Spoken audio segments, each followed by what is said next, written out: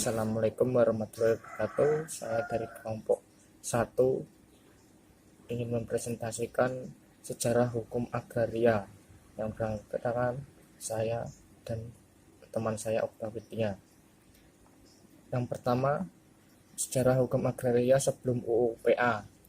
1. Masa sebelum tahun 1870, masa ini adalah zaman kekuasaan raja-raja. Hukum tanah berdasarkan sistem feodalisme berlaku di beberapa daerah di seluruh Indonesia. Yang dasarnya, yang pertama, tanah adalah milik raja atau raja adalah pemilik tanah dalam kerajaannya. Yang kedua, rakyat adalah milik raja juga yang dapat digunakan untuk kepentingan dan kehormatannya. Di daerah kerajaan Mataram yaitu Surakarta dan Yogyakarta sekarang serta daerah-daerah sekelilingnya dulu dinyatakan bahwa tanah adalah kepunyaan sultan dan sunan atau keagungan dalem. Rakyat hanya sebagai pemaru dan berhak meminjam atau wewenangan anggaduh. Tanah kepunyaan raja itu diberikan kepada pegawai-pegawainya yang dipercaya harus menyerahkan bukti, dan tanah itu dibagikan lagi kepada pegawainya di bawah untuk seterusnya dikerjakan rakyat dengan diharuskan. Yang pertama, menyerahkan separuh hasil. Sebagai kebiasaan raja, uang ditaklukkan harus mengantarkan upeti yang dalam bahasa Jawa terkenal dengan bulu bukti, bulu atau bulu hasil. Wulu wetu bekti, bakti, bulu bekti, bakti berupa hasil yang biasanya diteruskan ngaturakan bulu bekti, peni raja peni, guru bakal guru dadi, gelandong 20 hukum agraria Indonesia, pengareng areng atau mengantarkan upeti berupa buah lezat, bahan dan yang sudah jadi, kebahanan kayu yang hasil gelondongan dan yang sudah menjadi arang. Kebiasaan raja yang takluk yang harus mengantarkan upeti itu menyerahkan beban kepada rakyatnya. Yang kedua, harus bekerja untuk raja dengan percuma. Sebagai kewajiban yang harus dipenuhi sebagai tanda bukti kepada raja, eardiensi ini kemudian oleh pemerintah Hindia Belanda disahkan sebagai kewajiban rakyatnya harus dilanjutkan dengan diatur oleh undang-undang dan lain-lain macam kewajiban lainnya yang merupakan beban rakyat kepada raja atau kaki tangannya, yaitu adanya penjendensten, janggolan, kuduran di Jawa, pajak kepala sebagai ganti hari herendiensi. Di Yogyakarta sekarang sudah dihapuskan. Pajak jalan di Sumatera dan lain tempatnya, Pinontol, Sawang di Minahasa dan macam-macam lain lagi sebagainya terusan herendiens di zaman kekuasaan raja-raja. Kemudian di Jawa disahkan oleh Ingemente Ordonati atau sebelum 1906 nomor 83 yang berturut-turut diubah dan ditambah pada tahun 1910 sampai 1913 dan 1919. Rodi yang ditetapkan umumnya 52 hari atau 1 tahun dipraktekannya selalu lebih karena tiap-tiap pegawainya untuk kepentingan dan kehormatan selalu meminta tenaga rakyat lagi hingga melebihi ketentuan waktu itu. Masyarakat feodalisme merupakan perbudakan dalam ekonomi, politik, dan sosial. Tanah dikuasai raja, rakyat yang mengerjakannya dengan kewajiban menyerahkan hasil. Rakyat adalah alat dan kekuasaan dan kehormatan di si kuasa. Hukum dipegang oleh orang-orang yang kuasa rakyat untuk raja. Dan hasil penelitian Raffles mengenai kepentingan tanah daerah-daerah Swapraja di Jawa dapat disimpulkan bahwa semua tanah milik raja, sedangkan rakyat hanya sekedar memakai hukum agraria Indonesia 21 dan menggarapnya.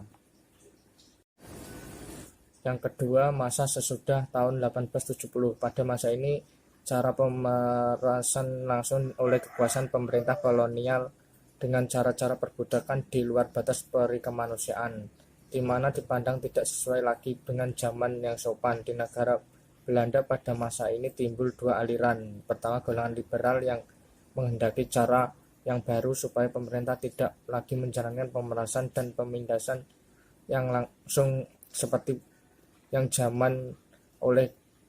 dijalankan oleh kultur stil, dan sebelum itu supaya nantinya diserahkan saja pekerjaan itu kepada modal partikular. Aliran kedua adalah golongan konservatif yang mempertahankan cara-cara lama yang terang-terang akan menguntungkan bagi Belanda. Rencananya Kulturvis Fransen van de Putte atau Menteri Jajahan pada tahun 1866 untuk mengubah hukum agraria Indonesia tidak diterima oleh parlemen. Pengertian tentang soal hukum tanah serta hak-hak rakyat atas sangat sedikit. Juga tentang tanah sangat tidak berdasarkan pada pengertian dalam rencana Van de Putte ialah agar semua tanah yang berupa tanah belukar dijual saja kepada orang-orang partikelir untuk mendapatkan uang dan juga untuk diusahakan sebaik-baiknya. Pemerintah akan mendapat keuntungan juga dari hasil penguasaan itu, sedangkan rakyat Indonesia diberi hak agraris Eigendom atas tanahnya. Baru pada tahun 1870 rencana Dewel atau Menteri Jajahan tentang hukum agraria baru sebagai kompromi dari dua aliran yang itu diterima, dan lahirlah Agraliswit atau biasa dikatakan Wit de Wil 19 April 1870, dan kemudian lahir Agraris Besluit atau Akademie Maatregel van Bestuur tanggal 20 Mei 1870 nomor 15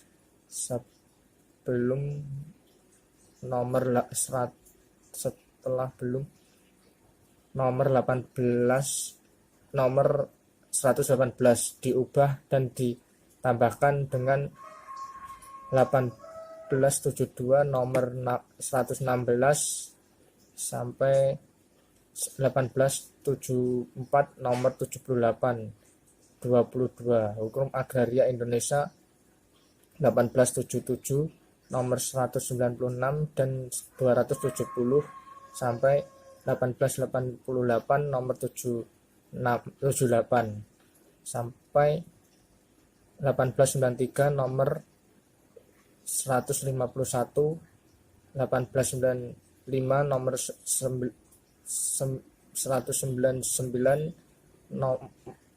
tahun 1896 nomor 144 tahun 1904 nomor 325 nomor tahun 1910 nomor 185 tahun 1912 nomor 235 tahun 1916 nomor 64 dan 647 dan 683 dan tahun 1926 nomor 321 yang memuat pernyataan hak negeri atas tanah yang biasa disebut domain verklaring, yang mana dari pernyataan tersebut dilahirkan bermacam-macam undang-undang tanah di Indonesia untuk kepentingan menjamin modal, terutama modal partikulir Belanda.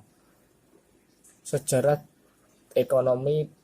Tujuan utama pernyataan domain verklaring terbukti dengan maraknya modal asing di Hindia Belanda, terutama sektor agribisnis serta perkebunan kopi, teh, cengkeh, tembakau, lada, dan lain-lain.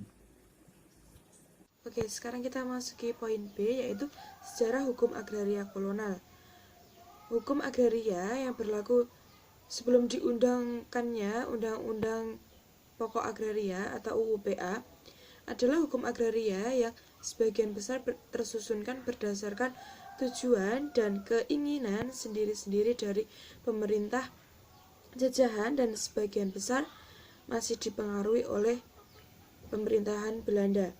Nah, sehingga ketentuan hukum agraria yang ada dan berlaku di Indonesia sebelum UU-PA itu masih bersifat hukum agraria kolonial yang sangat merugikan bagi kepentingan bangsa Indonesia.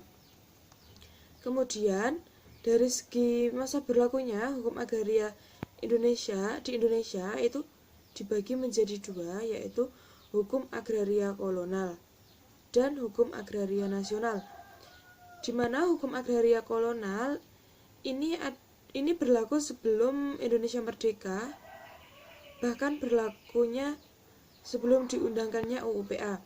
Sedangkan hukum agraria nasional ini berlaku setelah diundangkannya UU-PA, yaitu pada 24 September 1960. Nah, hukum agraria kolonial itu mempunyai 3 ciri yang dimuat dalam penjelasan umum angka 1 UU-PA, yaitu hukum agraria yang masih berlaku sekarang ini sebagian tersusun berdasarkan tujuan dan sendi-sendi pemerintahan jajahan dan sebagian dipengaruhi olehnya. Kedua, hukum agraria tersebut mempunyai sifat dualisme. Ketiga, bagi rakyat, hasil hukum agraria penjajahan itu tidak menjamin kepastian hukum. Oke, berikut beberapa ketentuan yang menunjukkan bahwa hukum dan kebijaksanaan agraria yang berlaku sebelum Indonesia merdeka disusun berdasarkan tujuan dan sendi-sendi pemerintahan Hindia Belanda. Yang dapat dijelaskan kurang lebihnya seperti ini singkatnya. Pertama itu pada masa terbentuknya VOC antara tahun 1602 sampai dengan 1799.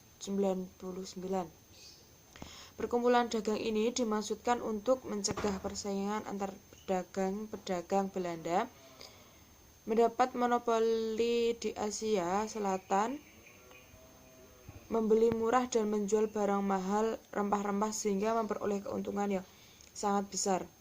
Pada asasnya, perkumpulan dagang ini mencari keuntungan yang sebesar-besarnya. Bahkan sejak saat itu VOC oleh pemerintah 24 hukum agraria Indonesia Belanda diberi hak sebesar-besarnya. Bahkan sejak saat itu VOC oleh pemerintah Belanda diberi hak yang seluas-luasnya, seolah-olah merupakan badan yang berdaulat. Kemudian pada masa pemerintahan Gubernur Herman William Dendles pada 1800 sampai 1811. Pada tanggal 1 Januari 1800, daerah dan hutan-hutan VOC diserahkan kepada Batavia Republik. Sejak saat itu berarti pindahnya lingkungan perdagangan ke suasana pemerintahan. Indonesia sebagai tanah jajahan dijadikan bagian dari wilayah negara Belanda dengan status sebagai negara jajahan. Kemudian pada masa pemerintahan Gubernur Thomas Stamford Raffles, dalam menjalankan pemerintahannya, Dendles terkenal sangat kejam dan sewenang-wenang. Oleh sebab itu, ia dipanggil pulang oleh Napoleon dan diganti dengan John William Dendles. John William Dendles memerintah tidak begitu lama, sebab pada tanggal 18 September 1811 pemerintah kolonial Belanda jatuh ke tangan pemerintahan Inggris. Selanjutnya, pemerintah Inggris mengangkat Thomas sebagai gubernur jenderal di tanah jajahan Belanda. Kemudian pada masa pemerintah Gubernur Johannes van den Bosch, pada tahun 1816 pemerintah Inggris menyerahkan kembali kekuasaan pemerintahannya di daerah jajahan kepada pemerintah Belanda. Di bawah pemerintahan Johannes van der Bos, pada tahun 1830 diadakan sistem tanam paksa yang merupakan politik pertanahan yang sangat menindas rakyat.